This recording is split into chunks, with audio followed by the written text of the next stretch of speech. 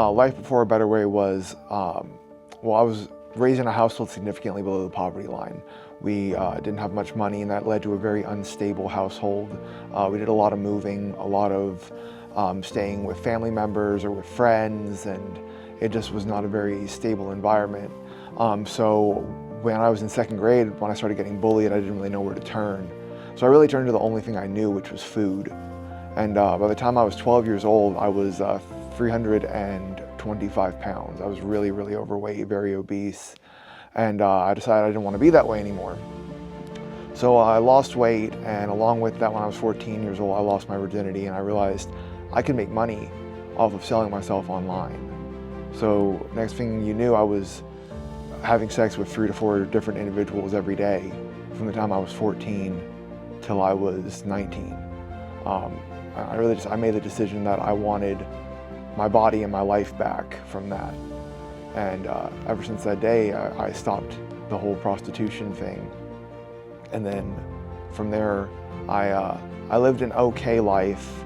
I was successful at my job. I worked a lot, but I was always self-sabotaging. I was always doing something to either A, ruin relationships, or B, ruin my career. And all that culminated with me getting arrested for eavesdropping and surveillance when I was 24 in 2019. Ended up on an ankle monitor.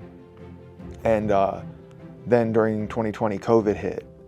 And during COVID, I was isolated. There was no going out, there was no friends, there was nothing. It was just me alone in a house with an ankle monitor on.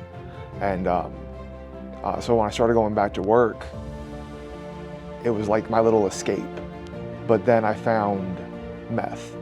And that became my way out of reality. That became my way into this fantasy world where it was just about drugs and sex and money. And that was my whole entire life.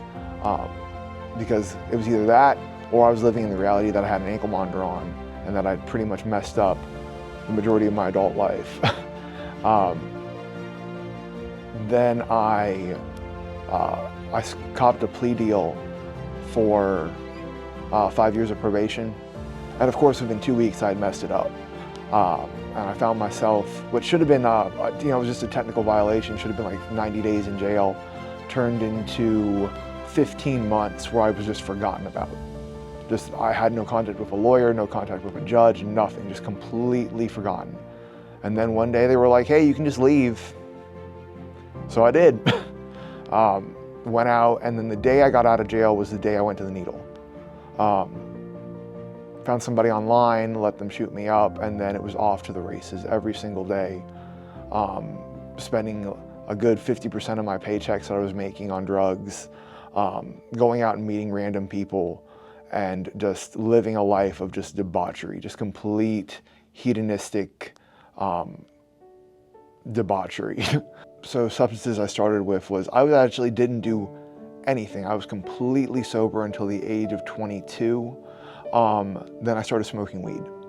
And I realized I had a bunch of anxiety that I wasn't dealing with, and that marijuana actually helped me deal with that. And it would be just that until COVID hit. And then I started experimenting with methamphetamine, and that's where it ended.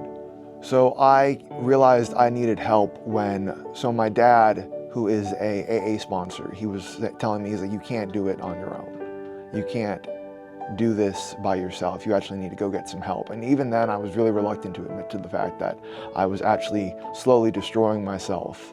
I really refused to acknowledge that I needed a rehab. I would joke around and be like, they tried to make me go to rehab, but I said no, no, no. And then one day I said yes. Actually, I tried to go to drug court and got denied. And honestly, I thought that was the beginning of the end for me, where I was like, man, I can't even get on drug court. But then A Better Way showed up. So I heard about A Better Way while I was in county jail. I was doing about 4 months on a violation. And while I was in there, they were telling me, you either need to go to drug court, or you need to go to a rehab or a program, or it's RSAT. And I was sitting in jail looking through books. I remember coming across A Better Way and looking at the back cover and being like, I ain't reading this, and throwing the book. Little did I know that I would be coming here. My lawyer actually showed up with Billy Johnson, just out of the blue randomly after I got denied for drug court. And he was like, well, this program will take you immediately. And did we mention it's free? I was like, it sounds like a good idea to me. So that's how I ended up at A Better Way. My first day at A Better Way, it was pouring down rain, and I showed up and was immediately rushed to the student center and was put on bed detail, which would later be my job for the next 4 months of just making beds and doing laundry. Really, I didn't really know what I was getting myself into or what I expected from the program. I wasn't expecting a sea of purple. I wasn't expecting all the houses to be the same. I wasn't expecting 4 a.m. wake-ups, and so the structure at A Better Way was really not something that I wasn't totally unfamiliar with, having come from workforce at jail, but it was still, I don't know, an eye-opener on how strict a life could be and how like the little things add up, like the buttons and the zippers and the pockets up and all of your clothes in the right order, and it has to be the same, and everything has to be in everything has its place. And it really showed me just how exactly the little things matter in the big picture. Because at the beginning you really don't think it does. You're like, why do I gotta have a button? Why does the zipper matter? Man, why can't I have trash in my pockets? And then it turns into, well, trashing your pockets is trashing your life. Zippers and buttons and zipping means you're just unorganized, you need to get yourself together. So the brotherhood at A Better Way is something that I hadn't had in my entire life. I'd never had, as an only child, I never had, brothers or siblings or anything like that. And I was really bullied a lot as a child throughout my teens. So I never really got to experience real friendships. And coming here, it changed my whole idea of what that looks like. It really introduced me to what having brothers is, to what having a family is, to have people that will stand behind you and stand up for you, and they'll be close to you when you need them, and that you can cry on their shoulder, and that you can go to them and say, hey, I'm having a bad day. And they'll tell you, man, so am I, let's talk about it. And you can actually commiserate, but also build each other up and experience joy with them. When they go through something good, you can be happy for them.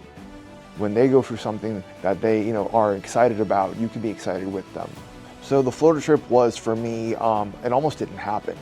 I actually was talked into it by Brother Doug. I wasn't gonna go. I made the decision, I was like, well, if I'm not gonna get baptized, then why waste everybody's time and go?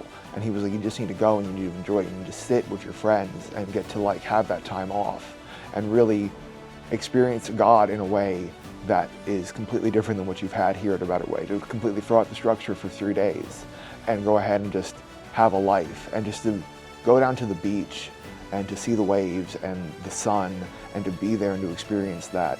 You really got to see how big God is and how small you are. You just get to sit there and watch all of these gigantic waves flow in on this beautiful beach and just think, man, if he made this, the same hands that painted this scene are the same hands that crafted me. Just wow. So A Better Way has really given me a chance to be still. It's really been the still water that I needed to drink from.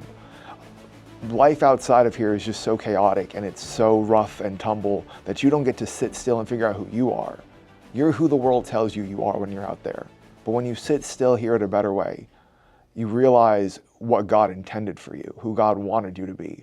It's no longer about you and your job and your family. It's about you and your relationship with the Lord.